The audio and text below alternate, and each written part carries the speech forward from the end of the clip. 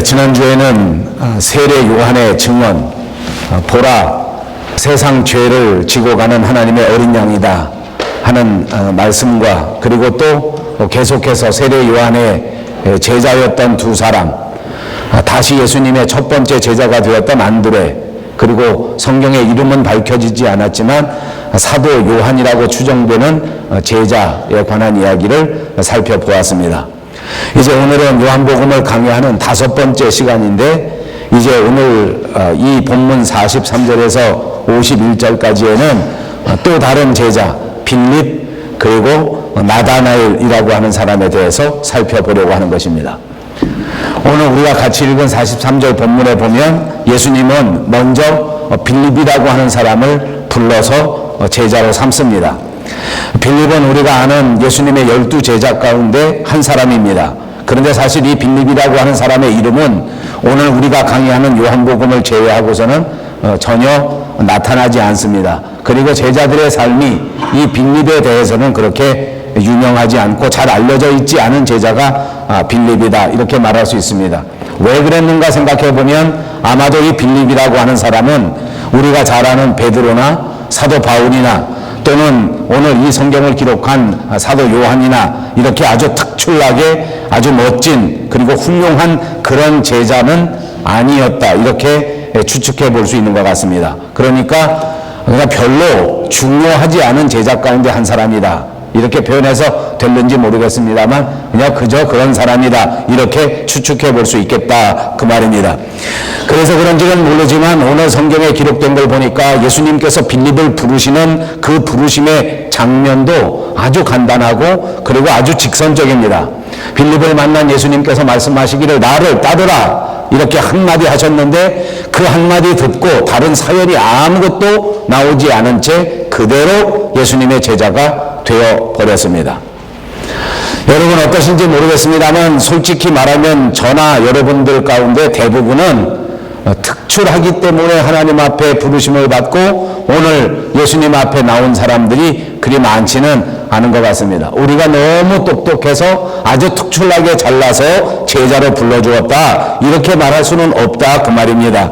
물론 우리들 가운데에는 아주 특출난 분이 없는 것은 아닙니다. 아주 똑똑해서 하나님의 제자가 된 사람이 분명히 계십니다. 그러나 여러분들 가운데 그런 사람이 있는 것은 분명하지만 그러나 최소한 저는 그렇게 특출난 존재가 아니었습니다.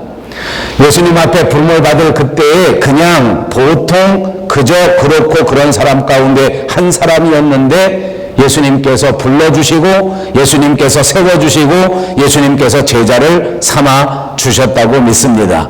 그리고 저는 이제 와서 분명하게 여러분들 앞에 간증할 수 있는 것은 예수님 앞에 부르심을 받을 그때에는 별로 특별한 사람이 아니요 별로 특출한 사람이 아니었지만 그러나 예수를 믿고 예수님의 제자가 되고 목회자가 되어 설교자가 되고 하나님의 교회를 맡아 이와 같이 목회해 오는 동안에 하나님께서 은혜를 주시고 하나님께서 축복해 주셔서 지금은 그 어떤 사람들보다 훨씬 더 특출한 존재가 됐다고 믿습니다. 이럴 때 크게 아멘. 전혀 아멘을 안 해. 전혀 동조를 하지 않아요. 다시 한번 해볼까요? 그렇습니다. 연약하고 불완전하고 실수가 많고 흠이 많고 그럼에도 불구하고 이 사람이 예수를 믿고 앞날에 다시 새로워져서 하나님 앞에 큰 일을 감당할 수 있는 가능성이 있다, 이렇게 생각이 되시면 하나님께서는 그를 제자로 삼고 하나님께서 그를 부르시고 하나님께서 그와 함께 하셔서 반드시 하나님의 위대하신 계획을 이루신다. 이것이 하나님의 섭리요 하나님의 계획이요 이것이 예수님께서 제자를 선택하는 그 기준이 된다, 그 말입니다. 여러분 성경을 보십시오. 예수님의 유명한 수제자 시몬 베드로 그렇습니다. 그도 예수님 앞에 부르심을 받을 그때에는 별로 특출난 사람이 아니었습니다. 그러나 이 베드로가 예수님 앞에 은혜 받고 많은 실수를 하지만 그 실수를 결국에는 딛고 일어나서 예수님 앞에 찬란한 위대한 인물이 될 것을 믿으셨기 때문에 그것이 사람을 선택하는 기준이었기 때문에 베드로를 부르신 것입니다. 갈릴리 호숫가에서 그냥 고기 잡는 평범한 어부였습니다. 성질을 보자면 그의 성질은 그야말로 별 볼 일 없습니다. 아주 고약한 성질입니다. 급하기만 하고 치밀하지도 못하고 계획적이지도 못하고 성실하지도 사람입니다. 성경의 기록을 보십시오. 그는 아주 평범한 보통 사람 요한의 아들 시몬이었습니다. 그러나 하나님께서는 이 베드로의 현재 상황만을 보시는 것이 아닙니다. 이 사람의 급한 성격이 변하여 하나님을 위하여 목숨까지 내어놓을 수 있는 열정적인 사람이 될 수 있는 것을 바라보신 것입니다. 그는 장차 변하여 베드로가 되어 든든한 반석이 되고 하나님이 세우신 하나님의 교회를 떠받칠 때 그 어떤 사람보다도 훌륭하게 교회를 지키고 교회를 사수하고 교회를 세워나가고 교회를 떠받치는 위대한 인물이 될 가능성을 보셨기 때문에 그를 선택하셨다 그 말입니다. 오늘도 예수님께서 사람을 고르시는 기준은 바로 이와 같이 그 사람의 변화, 그 사람의 미래에 있다고 하는 사실을 꼭 믿으시기를 바랍니다. 예수님의 제자가 된 빌립입니다. 비록 평범한 사람이었지만 아주 간단한 절차를 거쳐 예수님의 제자가 되었지만 그는 또한 예수님 앞에 위대한 인물로 변화되어 큰 일을 감당하고 훌륭한 일을 감당한 교회사의 당당한 제자가 된 것입니다. 여러분, 이렇게 간단한 절차에 의해서 제자가 된 빌립이 가장 먼저 한 일이 무엇입니까? 오늘 본문에 보니까 가장 먼저 한 일이 나다나엘에게 뛰어가서 나타나엘에게 전도하는 것입니다. 이미 우리가 지난 시간에 살펴본 것처럼 안드레라고 하는 제자가 즉시 뛰어가서 자기 형 베드로를 예수님 앞에 데리고 온 것을 우리가 기억합니다. 그는 전도의 은사를 받았고 사람을 데려오는 은사를 받았다고 말씀드렸습니다. 다시 한번 저와 여러분을 축복합니다. 전도하는 은사, 사람을 데려오는 은사를 받으시기를 주님의 이름으로 축복합니다. 옆에 있는 사람과 인사합니다. 사람을 데려오는 은사를 받으시기를 바랍니다. 오늘 본문 45절에 보니까 빌립이 나다나엘에게 말하기를 모세가 율법을 여러 선지자가 기록한 그 일을 우리가 오늘 만났으니 요셉의 아들 나사렛 예수니라 이렇게 전한 것입니다. 여러분, 그러면 오늘 이 전도를 받는 나다나엘이라고 하는 사람은 과연 누구입니까? 그는 정말 특출한 사람인 것 같습니다. 신약 학자들에 의하면 이 나다나엘은 12제자 가운데 한 사람인데 다른 성경을 종합해 보니까 다른 이름도 하나 나오는데 그 이름이 바로 바돌로메라고 하는 사람이라고 보는 것입니다. 그러니까 바돌로메, 나타나엘은 같은 사람을 말하는 것인데 그때 당시에 사람들이 쓰는 언어의 습관으로 볼 때에 이 사람의 정확한 이름은 바돌로메 나타나엘이라고 하는 이름일 것이라고 추측합니다. 다른 성경에 보니까 사람의 이름도 이렇게 된 것이 있습니다. 우리가 잘 아는 것처럼 요나의 아들 시몬, 요나의 아들 시몬, 요한의 아들 시몬, 바요나 시몬 이렇게 표현한 것입니다. 바라는 말은 그때 당시의 말에 누구의 아들 그런 말입니다. 그러니까 바돌로메라고 하는 것은 돌로메의 아들, 그리고 정확한 이름은 나타나엘, 그러니까 바돌로메 나다나엘 이렇게 말하면 정확한 말인 것 같습니다. 이름이 중요한 것은 아닙니다. 성경 본문에 나오는 것은 빌립이 나다나엘에게 예수님에 대하여 전파하고 예수님에 대하여 전도할 때에 이 나다나엘이 어떻게 반응했느냐 하는 것이 중요한 것입니다. 오늘 46절에 보니까 이 전도를 받은 나다나엘이 대답한 대답이 나옵니다. 나사렛에서 무슨 선한 것이 날 수 있느냐? 어떤 대답입니까? 한마디로 말하면 부정적인 태도입니다. 한마디로 말하면 이 나사렛 촌동네에서 과연 무슨 유명한 사람이 생기겠느냐, 이 시골 구석에서 과연 어떻게 훌륭한 사람이 나타나겠느냐 하는 그런 선입견, 그런 편견에서 나온 비아냥이라고 말할 수 있습니다. 여러분, 오늘을 살아가는 현대인들에게 있어서 가장 큰 문제가 뭔지 압니까? 그것이 바로 사람들이 가지고 있는 편견, 사람들이 가지고 있는 선입견입니다. 자기가 살아온 데 배워 지식으로 선입견이 만들어지고 모든 경험으로 만들어서 편견이 만들어지는데 이것을 극복하지 못한다는 것입니다. 왜냐하면 자기가 경험한 경험, 자기가 알고 있는 지식보다 훨씬 더 많은 세상이 있을 수 있다는 것을 누구나 알고 있으면서도 그러나 사람들이 판단할 때 자기 경험 바깥에 있는 것은 받아들이지를 못하는 것입니다. 사람들이 생각할 때 자기 지식 바깥에 있는 것은 전혀 동의해 주지 않는 것입니다. 이것이 문제입니다. 저도 목회하면서 살아가면서 보니까 저 자신을 포함해서 모든 사람의 문제는 바로 이것입니다. 자기가 가진 생각을 바꾸지 않는 것입니다. 새로운 지식이 들어오면 받아들이질 않는 것입니다. 내가 생각하기에는 이렇다, 내가 경험해 본 것으로는 이것이다 라고 생각하고는 절대 그것을 받아들이지 않는 것, 이것이 문제입니다. 편견과 선입견.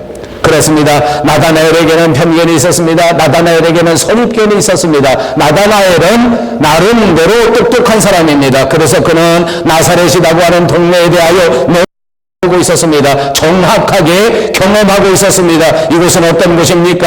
유대 나라에서 북쪽으로 멀리 떨어진 아주 시골 골짜기 구석입니다. 그리고 그때 당시에 이 나사렛 지방에서는 여기에서 말이 아주 심한 사투리였습니다. 그래서 이 동네에서만 겨우 통할 뿐이지 이것이 시내로 가지고 나오면 도심지에 나오면 다른 사람들과 거의 말도 통하지 않는 그런 동네이란 말입니다. 그리고 이 동네는 이 순수한 유대의 문화가 보존되기는커녕 이방 사람들이 하도 많이 왔다 갔다 하는 그런 외진 장소였기 때문에 우리의 자랑스러운 유대 문화, 우리의 자랑스러운 하나님의 문화, 우리의 자랑스러운 신앙 문화가 제대로 지켜지지 않는 그야말로 촌동네 구석대기였단 말입니다. 그런데 그곳에서 메시아가 나온다. 그곳의 출신이 메시아가 될 수 있다. 이건 있을 수 없는 일이다. 전혀 있을 수 없는 일이다. 이렇게 단정지게 된 것입니다. 우리들의 당연한 보통 사람의 모습이 아닙니까? 내가 아는데 그럴 수가 없다.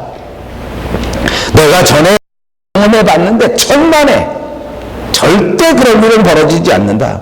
우리도 이런 표현을 얼마나 많이 하고 이런 식으로 단정지어서 말을 하는 게 얼마나 많습니까? 그러나 이렇게 표현하는 것, 이렇게 단정하는 것, 이렇게 생각하는 것, 이렇게 판단하는 것이 많은 엄청난 실수를 불러오는 일인지 여러분 꼭 아시기를 바랍니다. 늘 무화과 나무 아래에 있었던 사람입니다. 늘 무화과 나무 아래에서 책을 보고 성경을 보고 하나님의 말씀을 묵상하고 인생을 생각하고 많은 것을 얻었던 지식계층에 있었던 사람이 나다나엘입니다. 그러나 여러분 또 알아두십시오. 많은 지식이 있었다고 할지라도 편견과 선입견에서 비켜가지 못했습니다. 지식인이지만 편견이 있다는 말입니다. 지식인이지만 선입견이 있단 말입니다. 많이 배웠지만 돈도 많이 있지만 인격도 우수하지만 그러나 하나님에 대하여 편견과 선입견을 가진 사람이 많다는 것을 우리에게 가르쳐주는 것입니다. 그러므로 우리는 교훈을 받습니다. 아무리 공부를 많이 해도 하나님의 은혜가 임하지 않으면 성실하고 훌륭한 사람이 될 수 없다.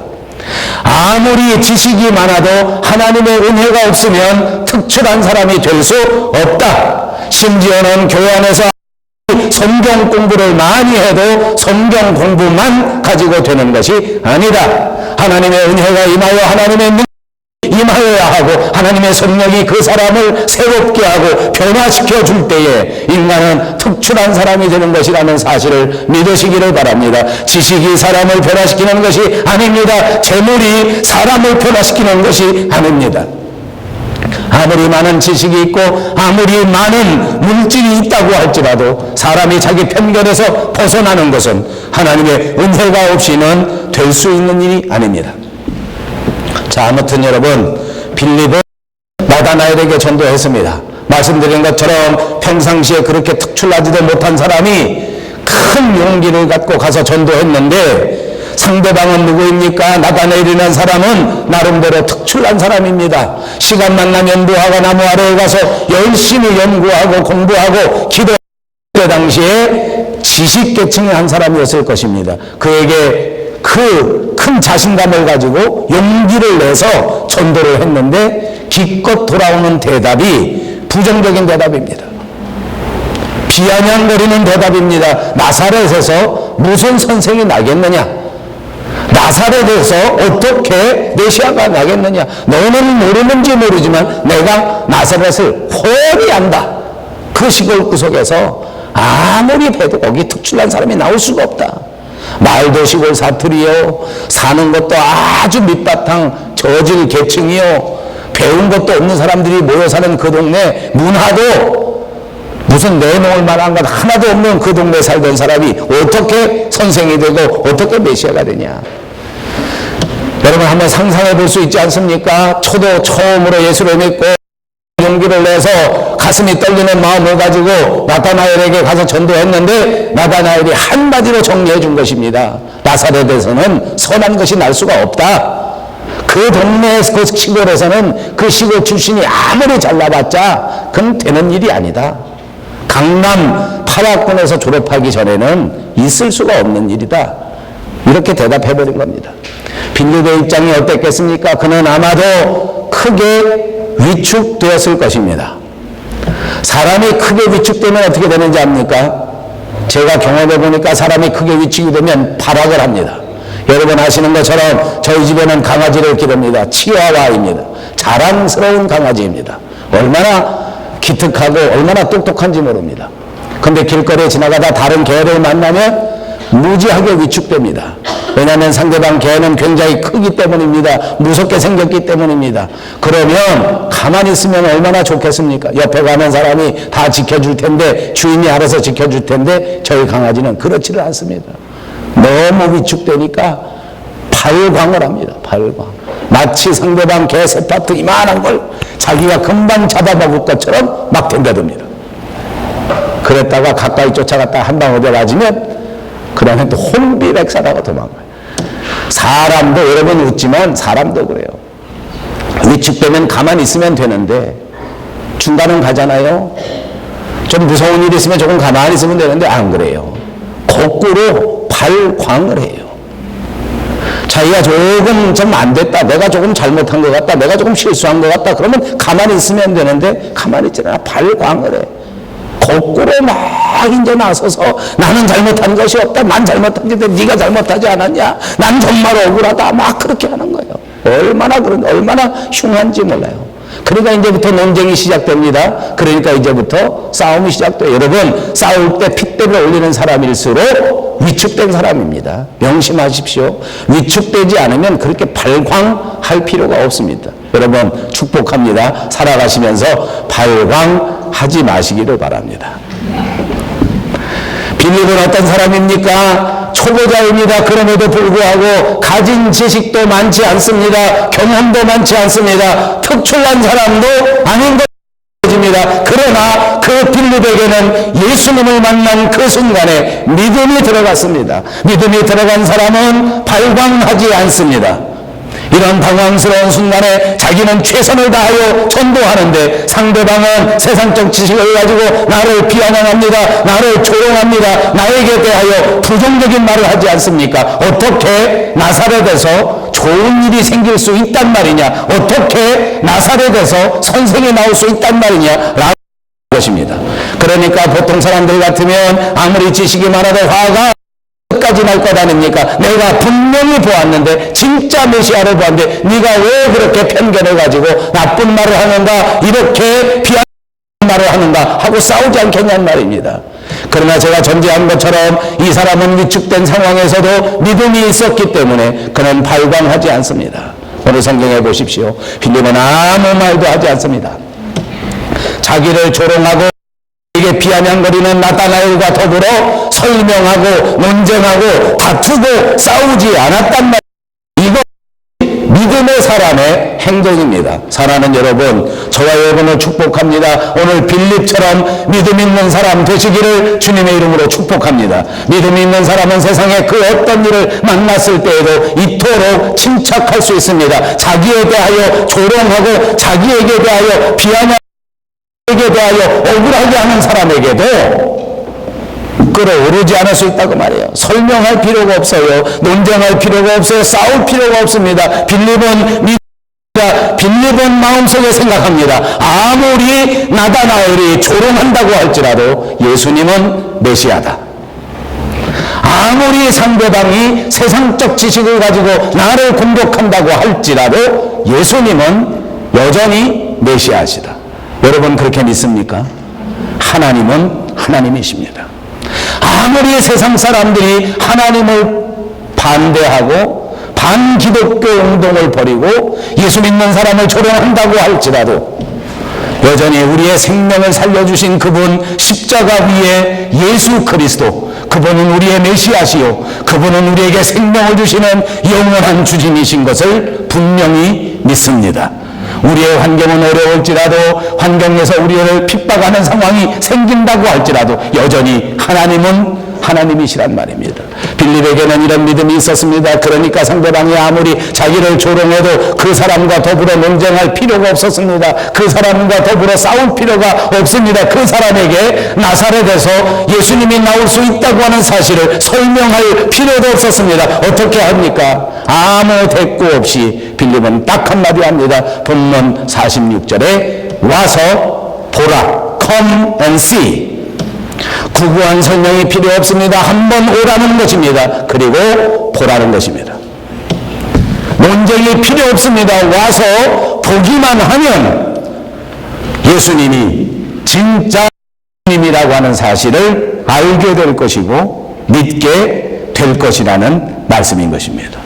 여러분, 다른 성경책 디도서 3장 9절에 보니까 어리석은 변론과 족보 이야기와 분쟁과 율법에 대한 다툼을 피하라. 이것은 무익한 것이요 헛된 것이니라. 그렇게 말했습니다. 그렇습니다. 진짜 명답은 와서 보라. 이 말이 진짜 명답이요 명답인 줄로 믿습니다. 그리고 보니 믿음은 어떻게 해서 생겨지는 것입니까? 예수님과의 만남입니다. 그리스도와의 만남을 통하여 얻어지는 확신, 그리고 그 만남을 통하여 하나님께서 우리 풀어주시는 그 샘솟는 기쁨이 믿음인 줄로 믿습니다. 그러므로 사랑하는 여러분, 오늘 우리도 다른 사람들에게 예수 믿으라고 전해야 합니다.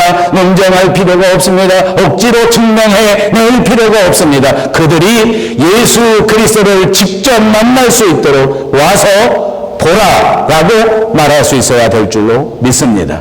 그렇습니다. 그들이 하나님의 말씀을 직접 대면하는 것이 중요합니다. 그들이 정말로 하나님 앞에 드려지는 예배에 동참하는 것이 중요합니다. 그럴 때에 그들이 직접 예수 그리스도를 만나고 성령님을 만나고 그들의 마음속에 믿음이 생겨지고 그들의 마음속에 예수님이 주시는 사랑과 소망과 기쁨이 생겨지게 될 줄로 믿습니다.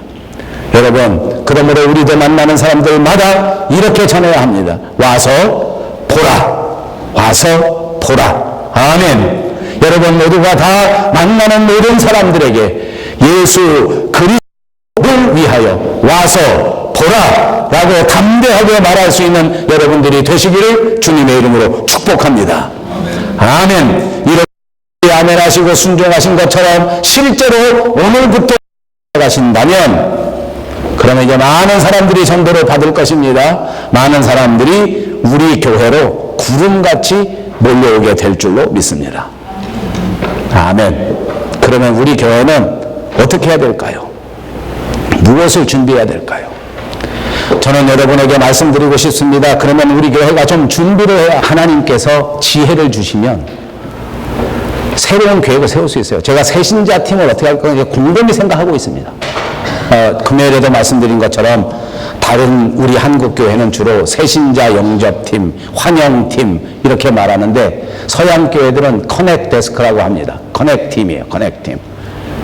새신자와 우리 기존 신자들을 서로 연결해주고 서로 교제하게 하는 것, 이런 커넥팅을 맡아서 하는 팀이다. 이런 거 저런 거 많이 생각하고 있습니다. 저는 분명히 확신합니다. 이번 기회에 하나님께서 우리 교회에 아주 완전히 새로운 이런 정책을 주실 것이다.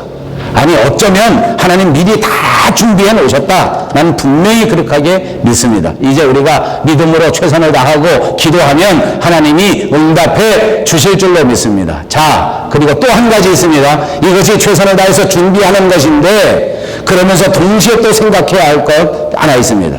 빌립이 나다나엘에게 전도하는 모습입니다. 말씀드린 것처럼 빌립은 나다나엘에게 이해하거나 양해를 구하는 전도의 방법을 쓴 적이 없습니다. 서로 논쟁하고 이해시키고 어떻게 하든지 알게 하고 어떻게 이렇게 설득하고 하는 단계가 다 생략되었습니다. 우리가 예수님을 소개하는데 예수님의 그 놀라우신 사랑을 다 설명할 수가 없다는 것을 우리에게 가르쳐 주는 겁니다. 우리는 최선을 다하여 새신자들을 영접할 수 있는 새로운 교인들이 들어와서 교회 자체 정착할 수 있는 정책을 개발할 것입니다. 그리고 노력할 것입니다. 그리고 눈물 흘려 할 것입니다. 그럼에도 불구하고 우리가 아무리 노력한다고 해서 되는 것이 아닙니다. 하나님의 놀라우신 사랑을 그들에게 다 보여줄 수 있는 그런 우리에게 없습니다. 그러니까 많은 정책, 많은 무슨 프로그램, 모든 방법들을 개발하는 것도 중요하지만 그러나 하나님 앞에 의지하는 것이 훨씬 더 중요합니다. 성령께서 만나주시기를 기도하는 것이 훨씬 더 중요합니다. 여러분, 우리끼리 솔직히 말해볼까요? 우리가 예수님에 대하여 얼마나 알고 예수를 믿었습니까? 우리가 신약성경 먼저 읽어보고 예수님은 이런 분이고 속성이 이런 분이고 신학적으로 볼 때에 이러한 삼위일체 하나님이시기 때문에 내가 믿으면 되겠다라고 생각해서 믿은 사람이 과연 몇 말입니다. 아닙니다. 우리가 먼저 예수님을 믿었으니까 예수님을 알게 된 것입니다. 그렇습니다.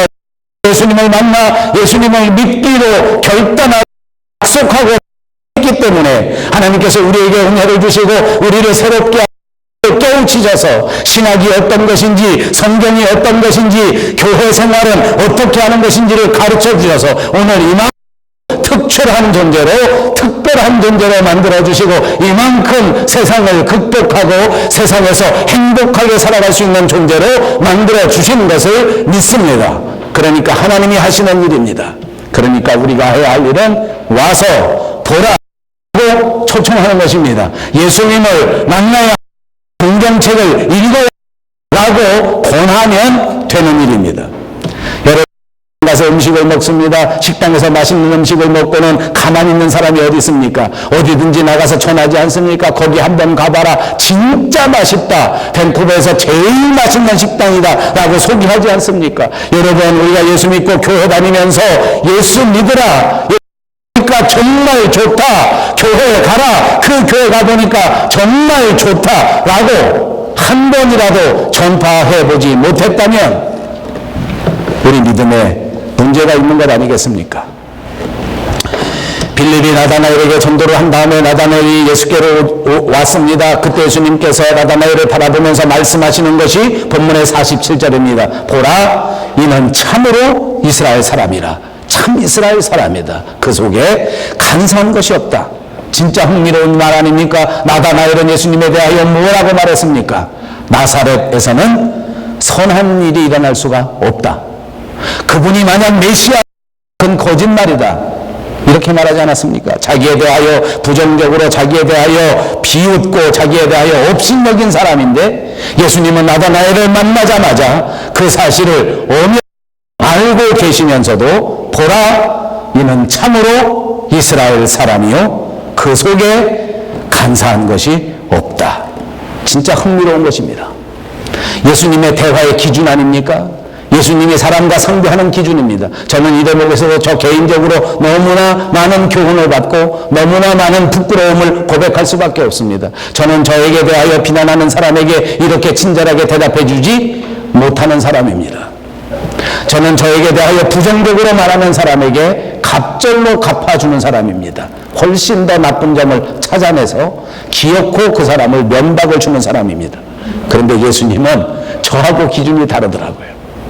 자기에게 부정적으로 말하는 사람에게 이렇게 극도의 칭찬하는 거예요.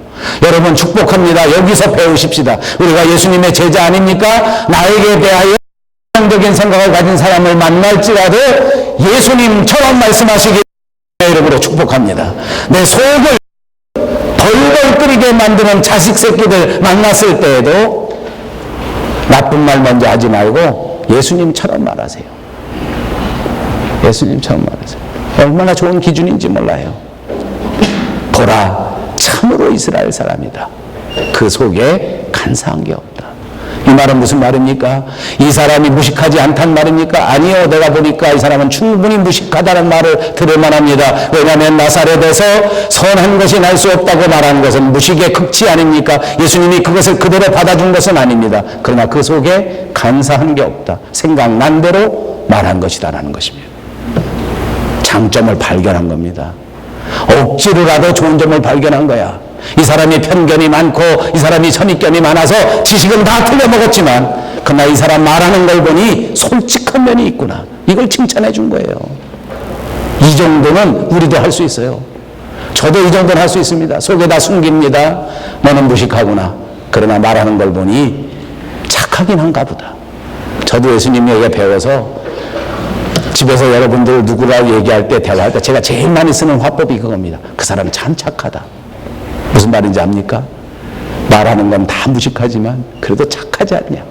그러고 나서 보니까요, 제가 목회하면서 겪어본 사람 중에 착하지 않은 사람은 아무도 없더라고요. 내 속을 막 뒤집어놔. 말 같지 않은 소리를 해, 전화를 갖고. 그럼 속이 막 부글부글 끓어. 그때 내가 하는 말이 뭔지 알아? 이 사람 참 착하긴 하다. 그 무슨 말인지 알아? 목사가 성질 날 것도 모르고 부글부글 그렇게 전화를 막 하는 거야. 얘기는 말도 안 되는 소리를. 그 착하니까 그런 거예요. 예수님이 난 꼭 그런 심보인 것 같아 지금. 이 나다나엘을 보고 그 속에 간사한 것이 없다. 말은 무참하게 하는 거예요. 무슨 나사렛에서 메시아가 난단 말이냐, 이런 말격달 같은 말을 되게 한 사람입니다. 그런데 그에게 대하여 이렇게 대답해 주는 거예요. 보라, 이는 참으로 이스라엘 사람이로다. 이 속에 간사한 것이 하나도 없다.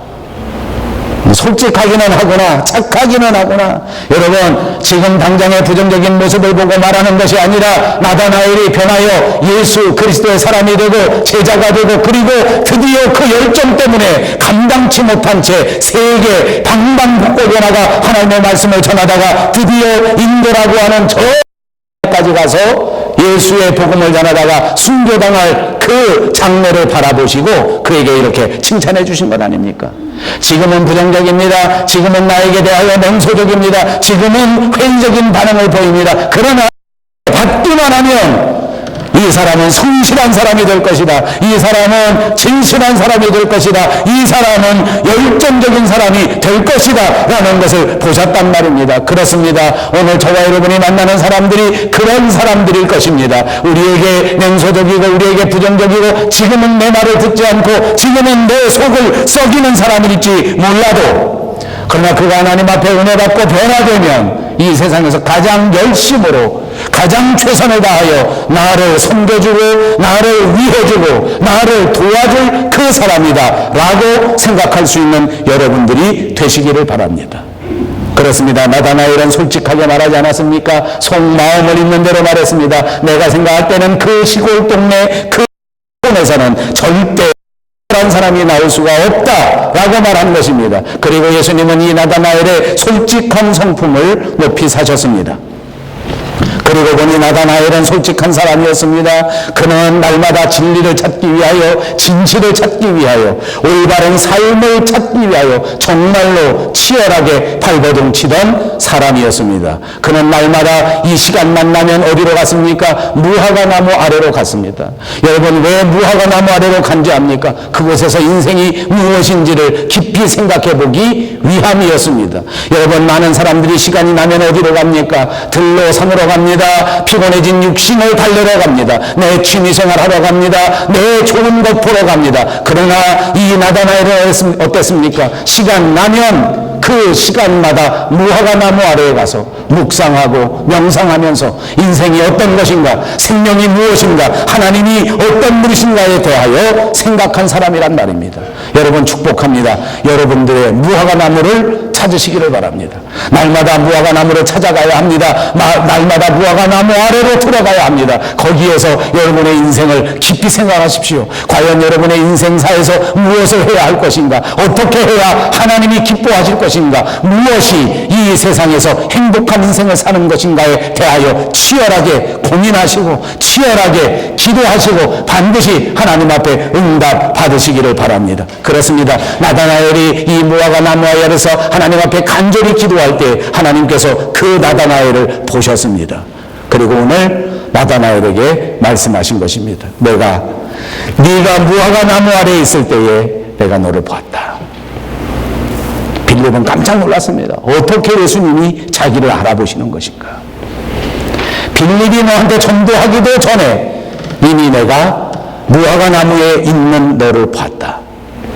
그렇습니다. 무화과 나무 아래 기도하는 자리입니다. 무화과 나무 아래 묵상하는 자리입니다. 무화과 나무 아래 자기 자신에 대하여 성찰하는 자리입니다. 오늘 우리가 왜 하나님의 은혜를 받지 못하고 오늘 우리가 왜 하나님의 소리를 듣지 못하는지 아십니까? 무화과 나무 아래로 가지 않기 때문입니다. 오늘 우리의 귀가 없어서 하나님의 말씀을 듣지 못하는 것이 아닙니다. 오늘 우리의 능력이 부족하여 주님의 환상을 보지 못하는 것이 아닙니다. 우리의 영적 은혜가 부족하기 때문입니다. 무화과 나무 아래 들어가는 노력이 부족하기 때문입니다. 오로지 먹는 것, 마시는 것, 오래가는 생활에 바빠서 아무것도 하지 못하기 때문에 환상을 보지 못하고 말씀을 듣지 못하고 비전을 깨닫지 못하는 것입니다. 오늘 본문 50절 51절입니다. 예수께서 대답하여 이르시되 내가 너를 무화과 나무 아래서 보았다 함으로 믿느냐? 이보다 더 큰 일을 보리라. 또 이르시되 진실로 진실로 너에게 이르노니 하늘이 열리고 하나님의 사자들이 인자 위에 오르락 내리락 하는 것을 보리라 하셨습니다. 이제 예수님께서는 하늘과 땅을 잇는 십자가요, 하늘과 땅을 잇는 사다리가 된다고 하는 사실을 우리에게 가르쳐 주신 것입니다. 하늘이 열렸다.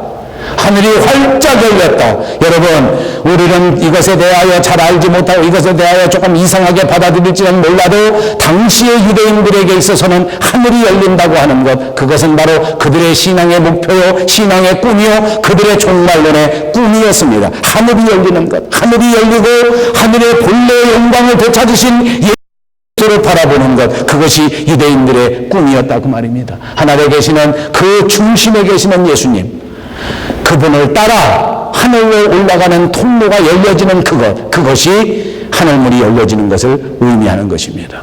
그렇습니다. 예수님은 이 땅에 오셔서 우리의 모든 죄악을 담당하시고 십자가를 지시고 고난을 당하시고 결국 죽으셨지만, 그러나 그것으로 끝난 것이 아니고 예수님은 부활하셔서 하늘에 올라가셔서 영광을 받으실 만한 분이시요, 또한 그 말씀하신 그대로 천군 천사와 더불어 마지막 때 우리를 심판하시려 하늘문이 활짝 열린 채 우리 앞으로 심판주로 오시게 되실 분이라는 것입니다. 이것이 오늘의 말씀입니다. 사랑하는 여러분, 저와 여러분은 이제 예수를 믿고 벌써 이제 성숙한 그리스도인들이 되었습니다. 우리가 섬기는 우리 교회는 이제 이 땅 위에 세워진 지 벌써 10년이 지났습니다. 이제부터 우리는 또다시 새로운 비전과 새로운 꿈과 새로운 믿음을 가슴속에 품어야 할 줄로 믿습니다. 이제 한국 땅을 뒤에 두고 이곳 밴쿠버에 와서 새로운 삶을 시작한 여러분 마음속에는 더더욱 큰 하나님을 향한 비전을 품어야 할 줄로 믿으시기를 바랍니다. 그렇습니다. 이제 우리 마음속에 믿음을 품고 이제 우리 마음속에 비전을 품었을 그때에 하나님께서는 이전보다 훨씬 더 크고 우리를 준비해 주시고 우리로 하여금 그 엄청난 것을 보게 해 주시리라고 하는 말씀인 줄로 믿습니다. 이 말을 꼭 믿으십시오. 이제 한국에서 받았던 은혜보다 더 놀라운 은혜를 받게 되실 것입니다. 이제 10년 된 우리에게 주셨던 그 은혜보다 더 엄청난 은혜를 우리에게 쏟아 부어 주실 것입니다. 이제 남은 저와 여러분의 인생 하나님께서 더 위한 일들로 하늘 문을 활짝 여셔서 우리에게 보여주실 것이라는 약속의 말씀인 줄로 믿습니다. 이 말씀을 붙드십시오. 이 말씀을 새기십시오. 이 말씀 안에 깊이 들어가십시오. 아무리 오늘의 우리의 생활이 바쁘고 힘들고 분주하다고 할지라도 오늘 이 시간 잠시 일손을 멈추고 우리의 무화과 나무를 찾아 그 나무 아래로 들어가시기를 바랍니다. 거기 응답이 있고 거기 소망이 있고 거기 비전이 있습니다. 그 나무 아래서 예수님과의 신앙적 만남을 통하여 하늘 문이 활짝 열리고 하늘에 우뚝 서 계신 예수 그리스도의 품 안에 안겨 주님과 더불어 살아가시는 저와 여러분들 다 되시기를 주님의